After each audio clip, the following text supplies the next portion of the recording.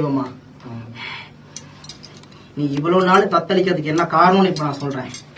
முடிச்சு அங்கங்க போட்டிருக்கு, அந்த முடிச்சு அவுத்து விட்டுட்டா உனக்கு விளக்கம் தெரிஞ்சிடும்ல. இன்னைக்கு உன் தகப்ப வழியில ஒரு குழந்தை ஒண்ணு மாண்டு மடிஞ்சு தெய்வம் பதி போய் அந்த இடத்துல தெய்வமா இருக்குது, உனக்கு தெரியுமா? அந்த குழந்தைய நீ கையெடுத்து கும்பறையா? இப்ப நீ தவிக்கிறியா? புரிஞ்சு போச்சா விளக்கம்? உனக்கு தெய்வம் எங்க குறை வச்சிருக்குன்னு பாத்தியா? இன்னைக்கு உனக்கு நானு இதே குளத்தோட உன் வீட்டு வாசலுக்குள்ள நான் வரேன். உன் வீட்டு கதவு திறந்திருந்தா தானே நான் வர முடியும். உன் கதவு மூடி இருந்தா உன்னாலையும் என்னைய பார்க்க முடியாது, என்னாலையும் உன்னை பார்க்க முடியாது. இன்னைக்கு அங்க மூடி இருக்கிற அந்த கதவு தான் உன் வம்சத்துல இன்னைக்கு தெய்வமா இருக்கிற அந்த குழந்தை. விளக்கம் புரிஞ்சுதாடா?